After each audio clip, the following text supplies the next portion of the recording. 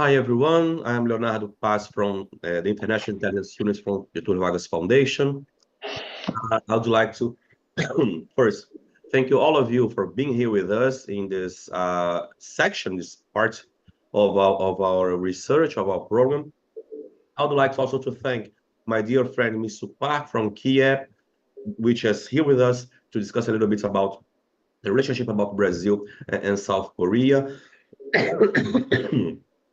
I would like also to make a special thanks to the Korea Foundation, who supported us in this, not only these projects, in fact, but have been supporting us in a number of projects, which Jade later will explain a bit more, and all the research and reports that have been doing in the following the last few weeks. From here, I'll pass over the word to my colleague Jade. I have been recovering from a pneumonia in the last few weeks, so I've been coughing a lot and not be criticized in this seminar. So Jade, over to you. Thank you. Hello, everyone. It's a pleasure to be here today. As Leonardo said, we have 9 reports with the Korea Foundation. We have been partners since 2020.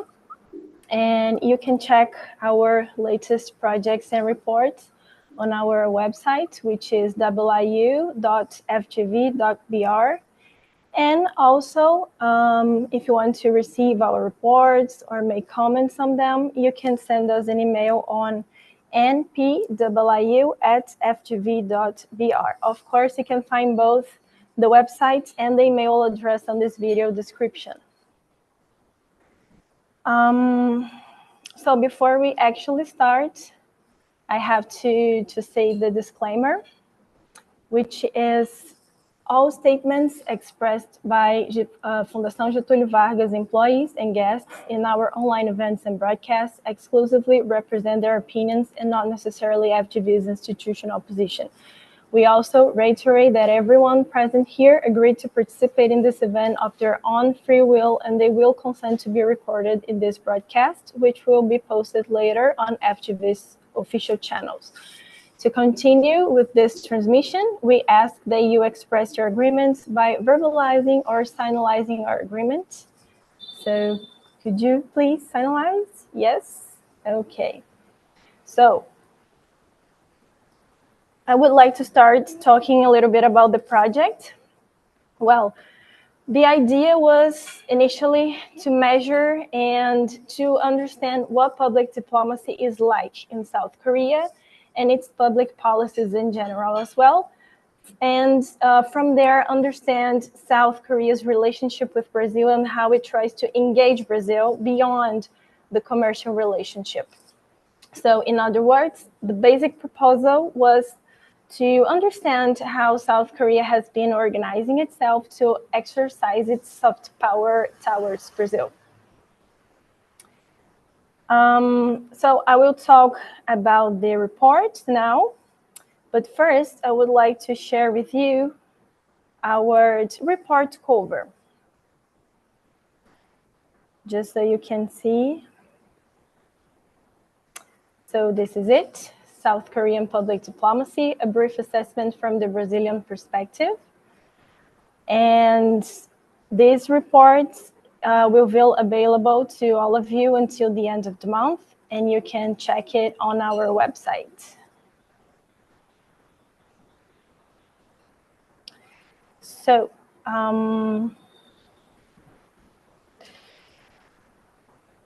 just a second. Okay, so I would like to start talking about the conceptual approach, which is the first part of the report. And it starts with a conceptual approach because there are very important concepts in this context that are similar and connected in a lot of different ways, but they are not exactly the same thing. And these concepts are the concepts of public diplomacy, soft power, and nation branding. So, public diplomacy, firstly, I think we can say that it could be described in a simplistic way as the diplomacy that aims to cultivate the public opinion of other countries about their own. So it's the organized work made by the diplomatic corps to maintain intercultural relations of communication and information with other countries.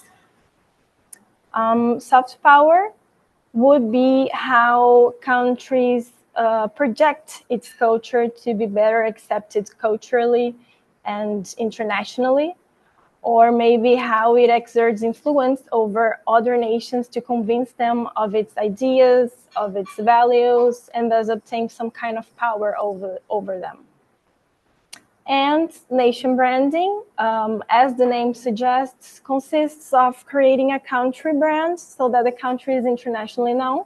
So these are often elements that symbolize the country, like the cultural artifacts that come to mind when we think of a country, such as the kimchi in South Korean food or the taekwondo in sports, and it goes on.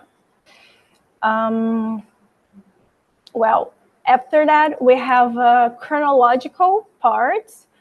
So after the conceptual approach, we have a chapter dedicated to bring historical events and explain how South Korea created its public diplomacy, how it used laws and created a state policy from the creation of a nation branding, the hen, and the concrete industry, which would be the future or digital industry, to construct soft power as an actual instrument of policy and to have influence on other countries. After that, we can talk a little bit about the conclusions. So to get on the conclusions, we have identified a series of studies and statistics that show that South Korea's influence in Brazil can be described in a lot of different ways and have a lot of different potentials. So firstly, Latin America and Brazil, they are not South Korea's main focus. Other markets are more important, such as the European and the North American. And lastly, China and Japan in some way. And we also could have a secondary market in East Asia, even before Latin America and Brazil. So we can say that Brazil and Latin America, they are not the first one in this list. Also, that Brazil stands out when compared to other Latin American countries. And in this context, Mexico is a little bit close to Brazil, not because of its size, but because of its proximity with the USA mainly. And we will explain why this makes sense just now. Another important conclusion is that there is still a little public diplomacy developed by South Korea towards Brazil. So what is most culturally recognized by Brazil regarding South Korea are the elements consumed digitally. So this happens perhaps because they are easier to access. So this makes sense if we think that Brazilians in general, they came to know the most famous K-pop and K-drama artists, for example, on Netflix, which is a North American company and very popular in the US. But on the other hand, the Korean cuisine, the KIEP beauty, for example, they do not have a large penetration in the Brazilian market, except in big centers. And another important conclusion is that the whole idea of nation branding, soft power, etc., is derived from an effort by the Korean public diplomacy and public policies to build this cultural market. So the initial induction of the whole process is public, but despite this fact, there are private, obviously, like K-pop bands, for instance, that have been in a lot of, they have been very relevant now. And well, today we also can even see a kind of a rivalry between the states and the private sectors, notably when the government doesn't approve of private action because it would not be good, supposedly, to the country's image. And this happened with the film Parasite, that the government was very critical of. So we can see that well, it's very interesting because it has a lot of points and they not very much converge in a lot of ways. But in short, this conclusion tells us that there was and there is a very strong public effort, especially in the beginning, and today there are bands, TV shows, etc., from private initiatives that are already standing on their own and influencing autonomously or kind of autonomously other countries regarding South Korea's culture and country. Well, so coming to the end of the report, we go to the recommendations part. So we bring in general terms some recommendations on promoting economic and trade policies between Brazil and South Korea, notably advancing negotiations on the South Korea-Mercosur Free Trade Agreement. Also recommendations to enhance technology and innovation cooperation policies, also to promote cultural and educational policies and diplomatic and cooperation policies. These are all areas where we have recommendations, and we, of course, encourage you to access our report, which will be available at the end of the month, to explore the concrete actions we are suggesting on this context, because we mentioned a lot of concrete actions and a lot of different examples that could enrich the relationship between Brazil and South Korea, which is, of course, if not the most, one of the most important parts of our report. So, well, I guess this is it. I will pass the floor to Dr. Park, but just another thing, if you want to participate, sending us questions, please use the link of Slido, which is slide.do, which is available on the video description you are watching. So this is it. Thank you very much, and please go ahead, Dr. Park. Thank you for your explanation about the research. I'm Misook Park from Korea Institute for International Economic Policy. Dr. Neves and Jade made a very great job to analyze South Korea's public diplomacy towards Latin America and Brazil.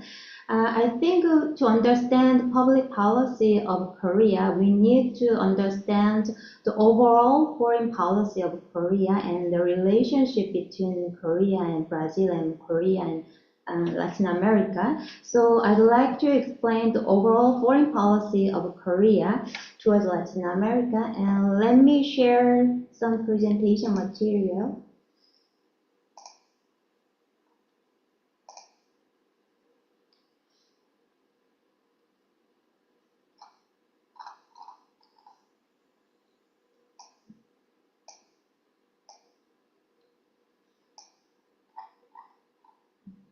Can you see the material? Okay. Yes. Okay, thank you.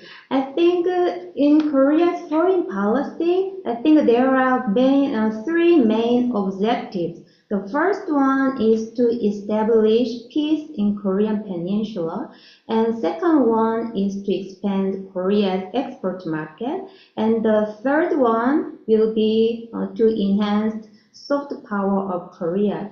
To explain the first objective of Korean foreign policy, as you know, Korea is divided by South and North Korea, and we have very tragic war in 1950. It's about 75 years ago. But even though the war ended, but there was no peace treaty between South and North Korea, so technically, Korean Peninsula still remains at war. So, and North Korea, it continues to develop its nuclear program, and this increases tension in Korean Peninsula.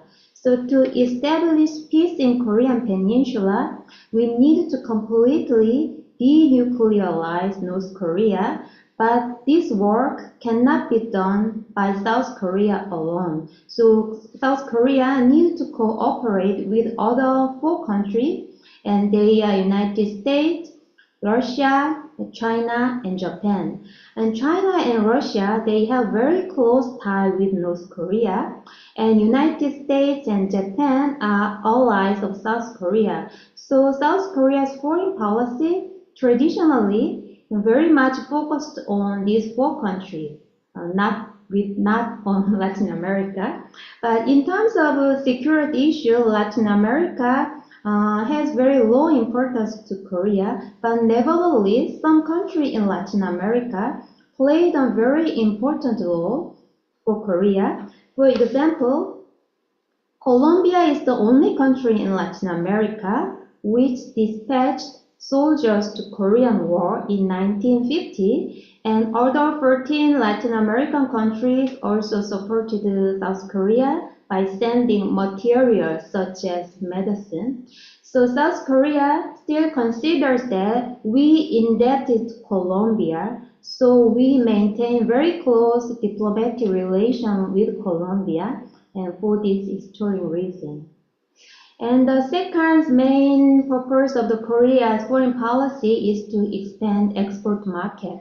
And the size of the economy is a little bit smaller than Brazil. In 2024, Korea's GDP is ranked 12th largest economy in the world. And Korea and Brazil have a similar size of economy, but there is a big difference between these two countries. That is the size of domestic market. Because Korea has only 50 million of population, so we cannot consume all that we produce in Korea. So we have to export to other countries. So Korea is very much export-driven economy. So Korea, the trade accounts for about 90% of Korea's GDP. But in case of Brazil, the domestic market of Brazil is very huge, so many of the products Brazil produces are consumed by domestic household, the Brazilian government. So trade accounts for about 37% of Brazil's GDP. So that's the big difference between two countries. And since Korea's economy is very much dependent on export, we need to find a new exporting market. So we need to lower trade and non-trade barriers. So Korean government very actively signed free trade agreement with many countries. So currently, Korea entered into free trade agreement with 59 countries, and many of them are Latin American countries. And we have free trade agreement with Chile, Colombia, Peru, and Central America. But Mexico and Brazil is the largest economy in Latin America, and Korea has top priority on these two countries in Latin America. But unfortunately, we didn't have free trade agreement with Brazil and Mexico until now.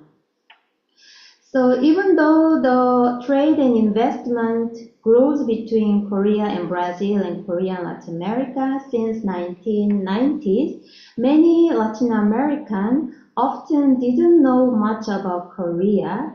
And we have POSCO and Hyundai Motors or LG and Samsung in Latin America. They have production facility in Latin America and Mexico as well. But many of Latin America even don't recognize that these countries are Korean company. So there was a growing demand inside Korea and among Korean companies that Korea needed to strengthen our soft power and to raise awareness of Korea among Latin American people.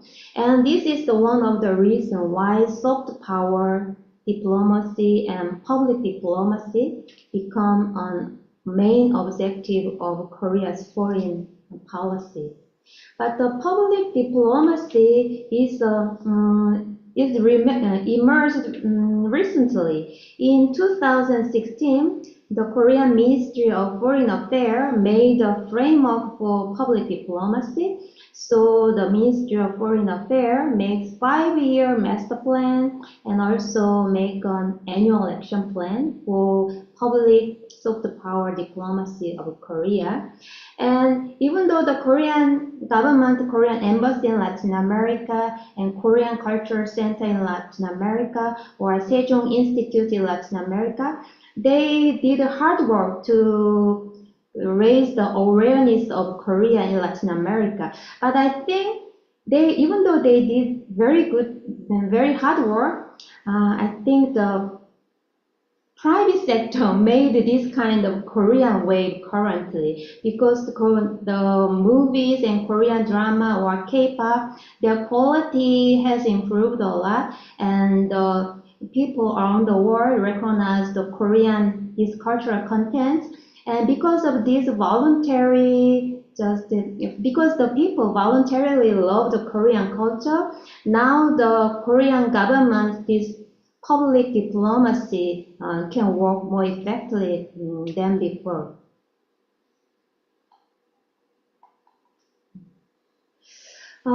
As mentioned earlier, the Korea diplomacy can be categorized into three types. One is political or security diplomacy. The second is economic diplomacy. And the last one can be the public or soft power diplomacy. I think for Latin American countries, the economic diplomacy is the most important aspect for Korea. And the recent year, the soft power diplomacy and public diplomacy has been strengthening because the economic relation is most important between Korea and Latin America. I'd like to explain a little bit about the economic relation.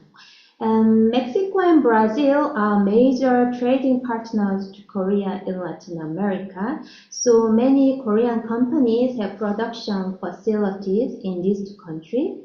And Korea is a highly developed industrial country, but we import most of commodity from abroad. So Latin America is a very important source of natural resources for Korean industry. So in case of Korea's import from Latin America, about 60% of Korea's import are commodity.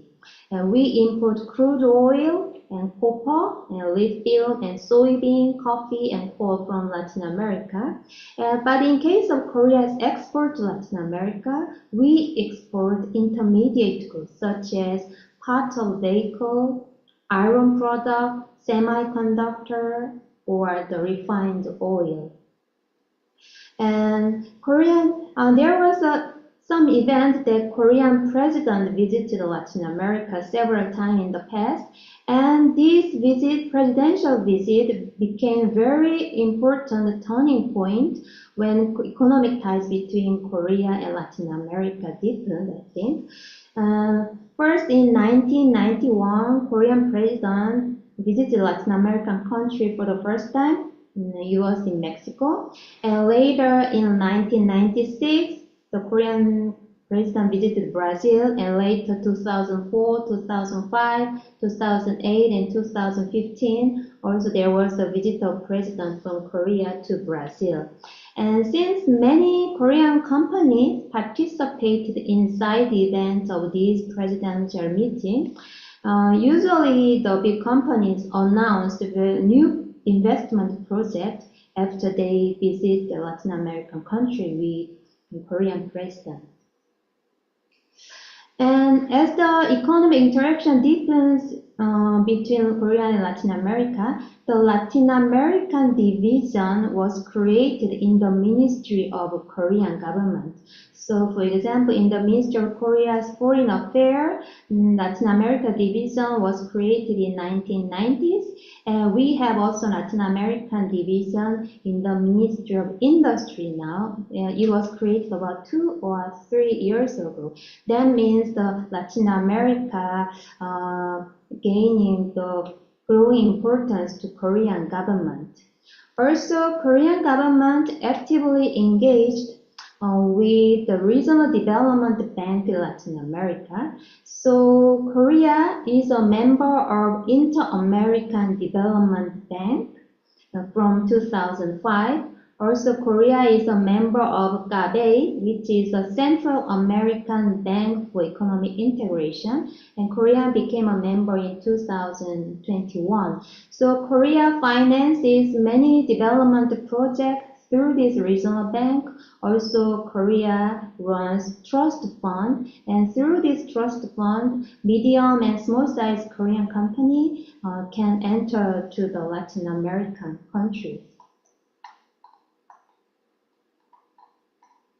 I think one of the important tools of public diplomacy for Korea is development assistance. Actually, Korea joined OECD DAC in 2010, and it means that Korea became a group of donor countries. So Korea supported many countries' economic and social development. And there are 27 countries Korea has priority when giving aid. And in Latin American case, Korea's priority partners are Peru, Colombia, Bolivia, and Paraguay. And they are relatively underdeveloped compared to other neighboring countries in Latin America. But the interesting thing is Colombia. Colombia is a member of OECD with Chile in Latin America, and it means that Colombia economy is kind of well developed in Latin America. And even though Colombia has developed economy, South Korea gives aid to Colombia, and that is because of the historic reason. As I mentioned, the Colombia dispatched soldiers to Korean War, so Korea still want to have very close relation with Colombia. And in the area of foreign aid, there are two pivotal actors in Korea. One is Korea International Cooperation Agency, which is called KOICA, and another one is Economic Development Cooperation Fund, which is EDCF. And KOICA gives grants while EDCF provides concessional loans to less developed country, and they focus on education, health, and the development of infrastructure. But in case of Brazil, Brazil's per capita GDP is about 10,000 US dollar. It means that Brazil's economy is quite well developed, so Brazil is not a recipient of Korea's aid. However, in case of country with relatively high income, such as Brazil, Korea conducts a policy consultation instead of providing financial aid. So Korea experienced a rapid economic growth, so Korea shares our development experience with other countries. This consultation program is called Knowledge Sharing Program. So we did several projects with Brazil. For example, in 2022, Korea completed one policy consultation project with São Paulo. The purpose of the project is to design a metropolitan traffic observatory system in São Paulo. And in 2020, we had completed another 3 projects, and they are to plan a smart city in Niterói and to improve the Brazil's national innovation system or the industrial property automation system in Brazil.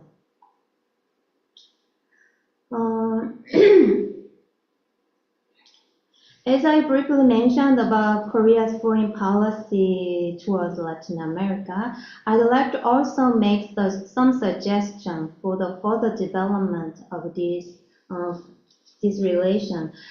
First, I think we need to diversify actors and areas of public diplomacy towards Latin America. South Korea's public diplomacy in Latin America currently, I think it tends to be biased towards Korean culture. And since Korean contents are highly popular nowadays, maybe it is a natural result.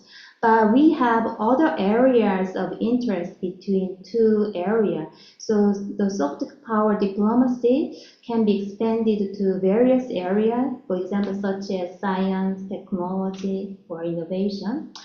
And also we need to diversify the actors of public diplomacy. Currently, the Korean Embassy and Korean Cultural Center or the Sejong Institute are the center of public diplomacy of Korea. But I think we can increase the interaction between, for example, research institute between Korea and Brazil, like FGV and KIEP, or we can increase interaction between industrial association of both countries. For example, Brazil has National Confederation of Industry and National Confederation of Agriculture, and Korea also has a similar confederation. So those confederation or association of each industry can interact more. And also, I think the aid agencies also work together, and they can be a new actor in public diplomacy.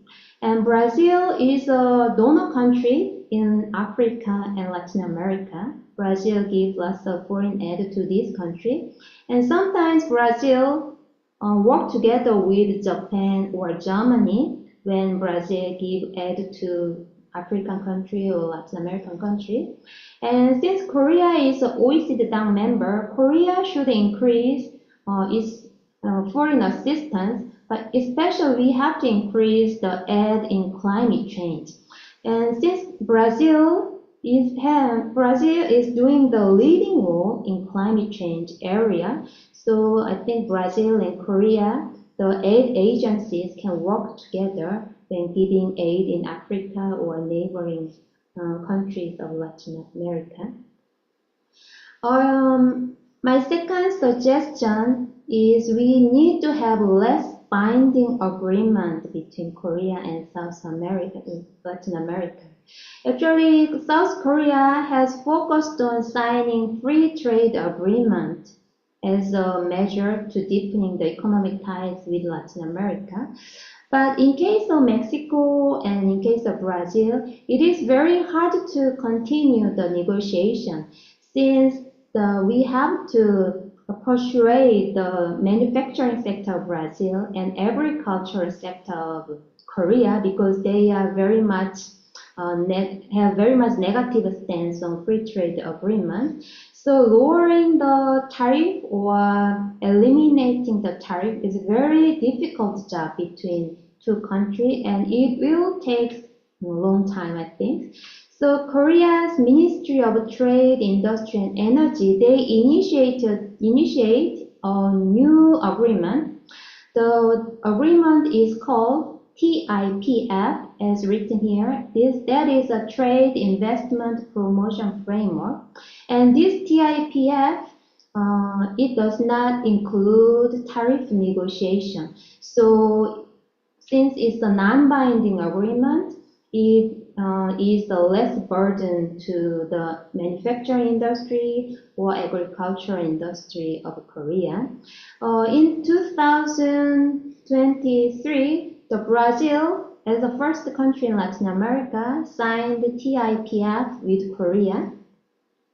And the Ministry of Industry of Korea and Ministry of Industry of Brazil, they will hold a regular meeting each year, and they will discuss how two countries can collaborate in specific industry.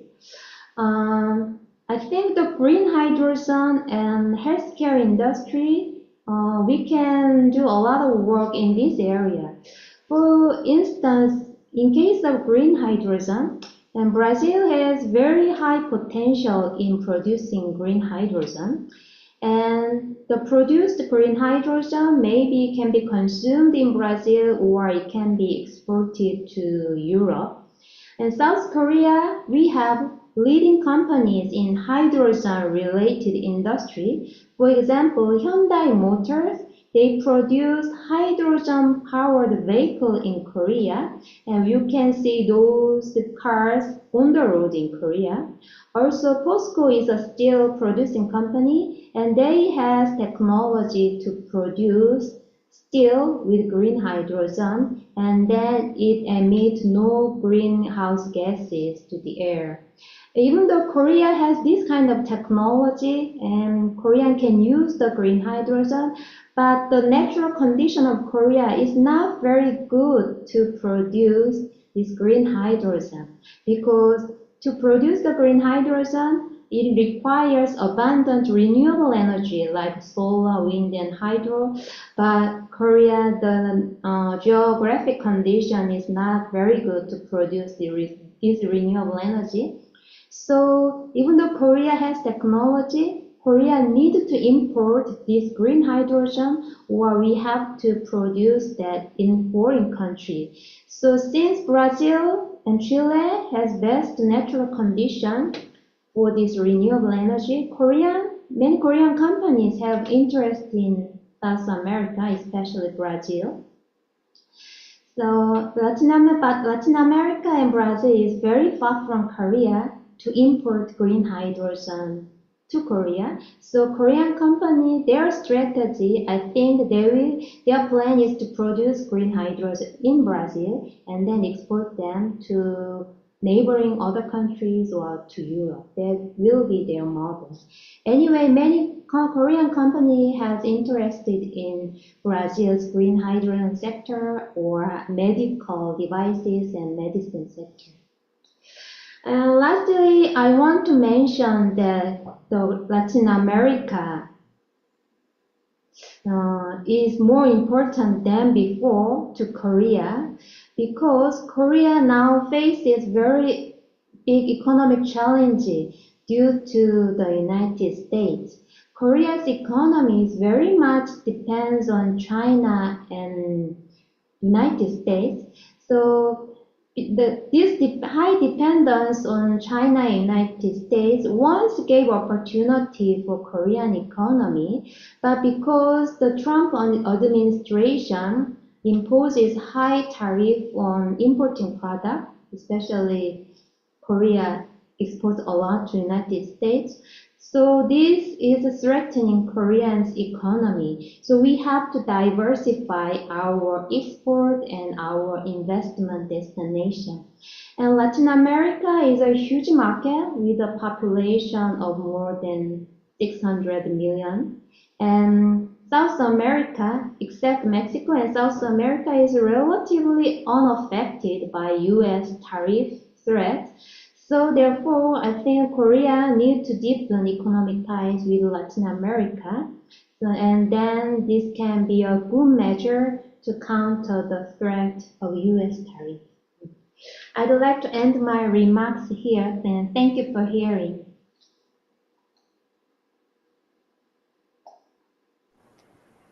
So thank you very much, Mrs. Park, for joining your presentation and all of your work that is very memorable and remarkable on the South Korean-Brazilian relationship.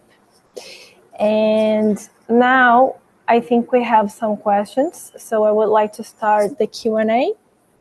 Okay.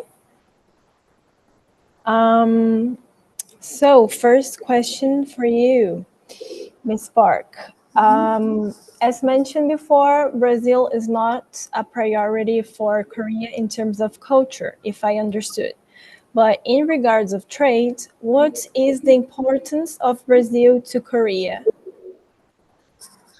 Okay, as I explained briefly in the presentation, Brazil is the biggest market in Latin America, and because trade and export account for a large part of Korean GDP, Korea has to find a stable and big foreign market.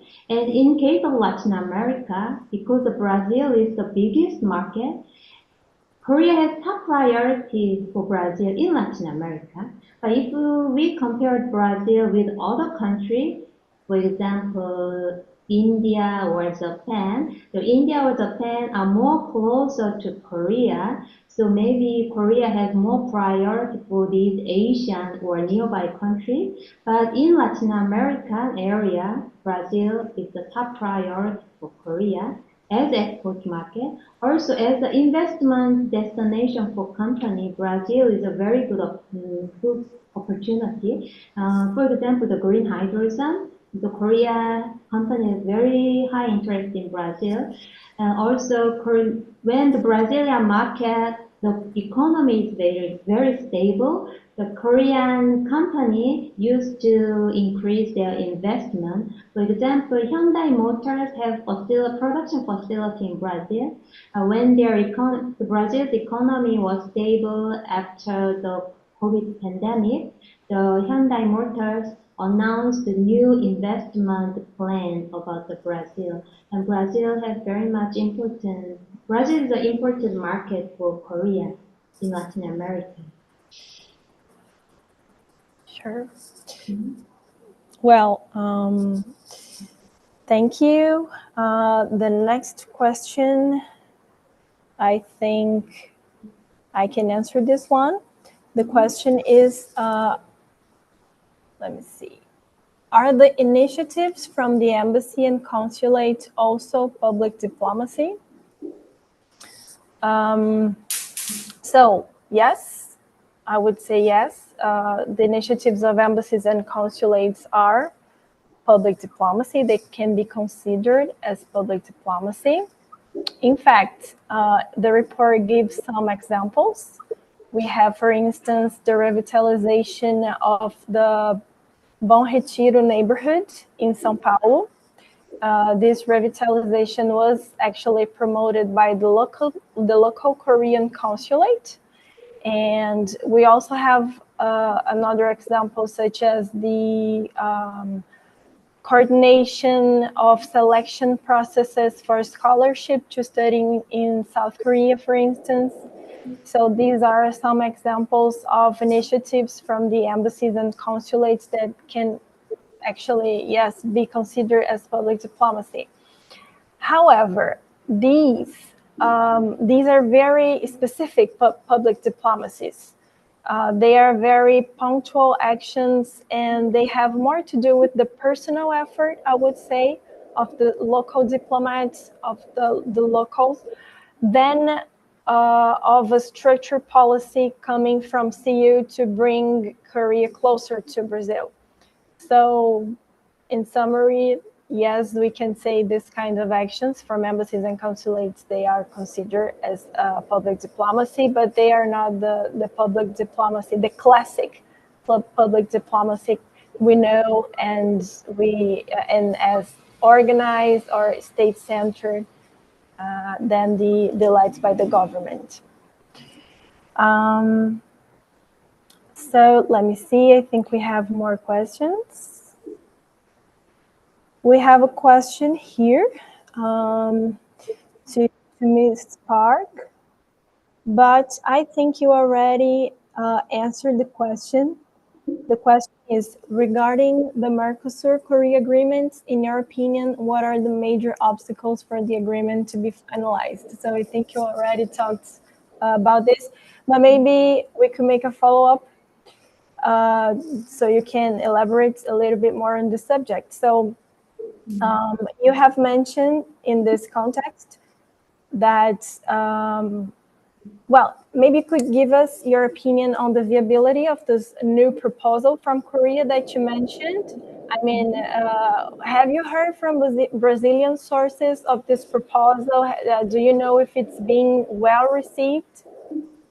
Do you mean the new agreement called KIEP? Yes.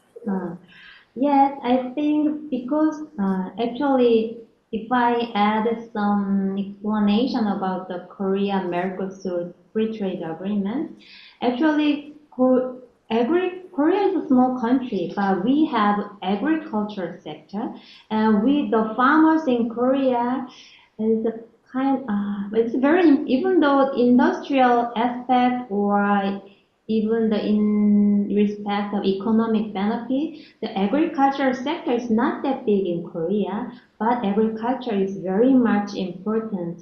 It's like a kind of root of Korean culture and Korean society. So Korean government is very much sensitive to open this agricultural sector.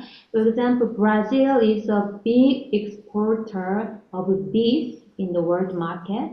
We consume Korea a lot of beef, but we have our own cow and own beef, and we only import beef from the country which we have free trade agreement. So lots of beef in Korea is Korean beef, but some imported beef come from United States, New Zealand, and Australia, and these three countries have foreign trade agreement, a free trade agreement with Korea, and it was very hard to open this beef market to these three countries because of there was a very big opposition from the rural area in Korea.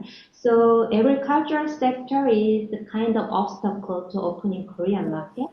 But in case of Brazil and Argentina, you have the very big manufacturing sector, especially you have production facility of vehicle and other home like electronics and home appliance. So Brazil and Argentina, they want to protect this kind of manufacturing sector, but Korea has high competitiveness in this product.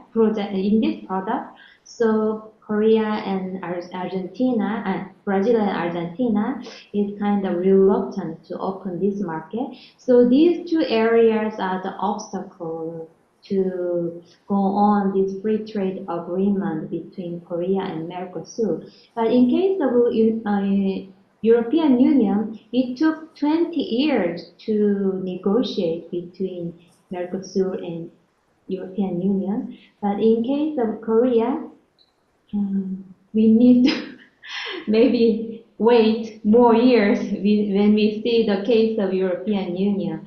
So Korean government, the Ministry of Industry Korea, changed their kind of plan. So they take two tracks. One track is keep going this free trade agreement with Mercosur, and another track is to have some kind of much lessened agreement with Brazil and excluding the tariff negotiation. So the two ministries, the Ministry of Industry of Korea and Ministry of Industry of Brazil, they regularly have a meeting, offline meeting or online meeting. And in their meeting, I heard that green hydrogen and healthcare sector was a very important issue. So they discussed some issues, how the company in both countries can cooperate together, collaborate together to produce this kind, to develop this kind of process in both countries. And okay, what was another question? Oh no, that's that's a very elaborate answer. Actually, I think you cover maybe all the important points. Thank you very much for all this explanation. Let me see. There are two other questions. There is this one I think I can answer, and then there is another one that maybe one of us could answer, or both of us together. Let's see. So we have these, which is, does K-pop and K-drama really affect the Brazilian population in regard to our image of Korea? So I think this question is very interesting, and it's really connected to the report.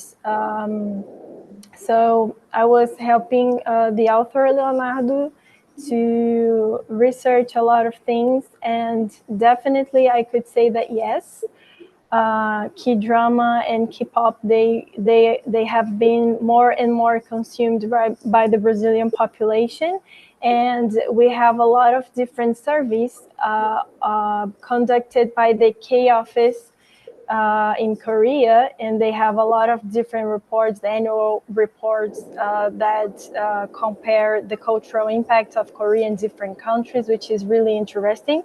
And these surveys, from this surveys that they conducted, it is very clear that a very important component in Brazil's perception of Korea comes from the Korean wave, the Hallyu. So these surveys show that, yes, K-pop and K-drama, they are increasingly being consumed by Brazilians, by also, well, Mexicans and people from a lot of different places. But precisely very much from Brazilians, and they are indeed relevant in shaping their perception of Korea. Actually, they are kind of helping Brazilians to have a more positive image of Korea. So yes, the answer would be yes, definitely. And the last question is, does Brazil have public diplomacy towards South Korea? So what do you think, Dr. Park?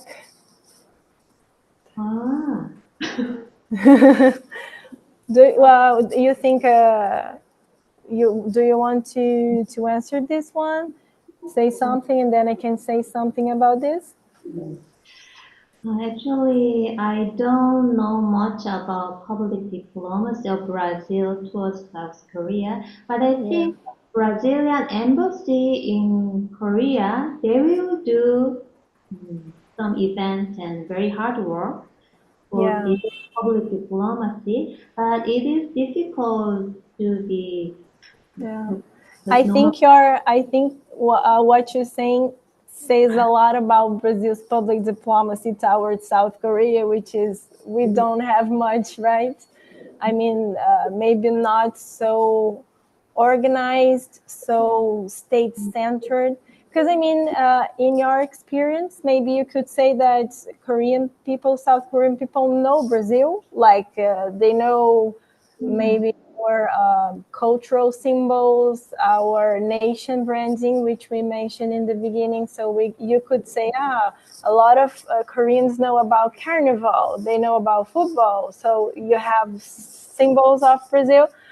But this, what you say, really states that in terms of state-centered diplomacy, we don't have much examples, I think, of strong presence in South Korea as South Korea has in Brazil.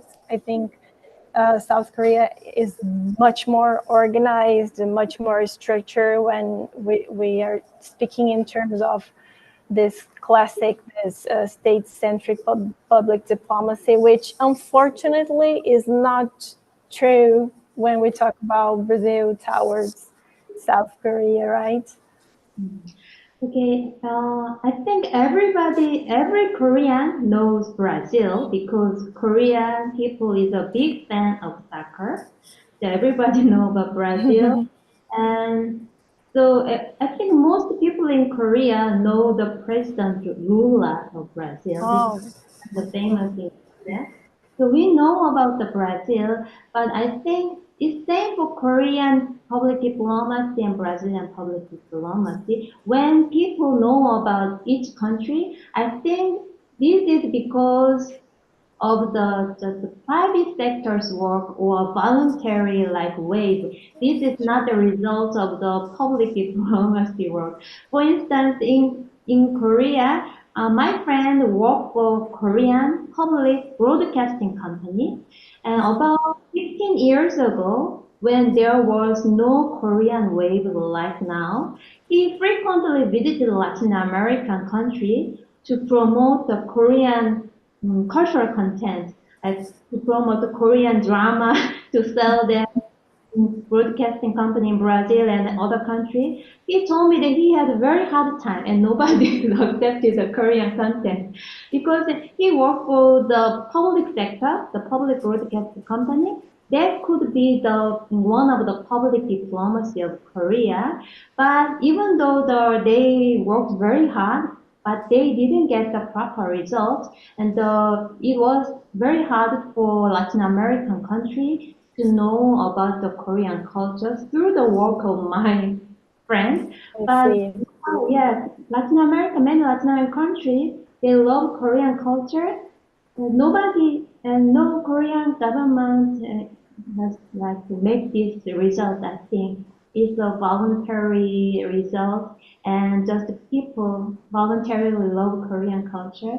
And now in Korea, like also, many people love Brazil, and there are many YouTubers that travel in Brazil, and they introduce Brazilian culture and society and economy, politics, many things. I think they have more powerful influence for making Korean people knowing of the Brazilian society.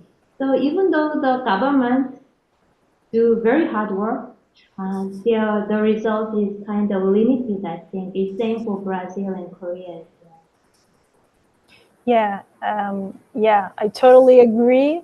Maybe we could say that Brazil has a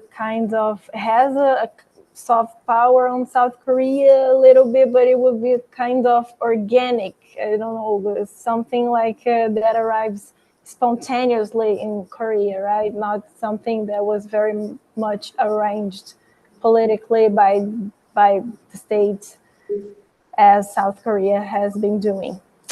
So, well, I guess this is it. We covered all of our questions here, and also our time is running up. So I would like to thank everyone again, especially, of course, the Korea Foundation, who has been our partner for so many years. And of course, for your presence here, Dr. Park. It was really nice to hear your explanations of the questions, mainly. Very good. You cover a lot of different points very interestingly. And that's it. Maybe I would also, just to finalize here, encourage everyone, call everyone again to access our website, which is iu.fgv.br, and also to send us email if you want to receive our news, our reports. We'll be very glad to receive your comments as well. And all of these, our websites and our email address, is in the video description that you are watching right now. So thank you very much. Thank you very much.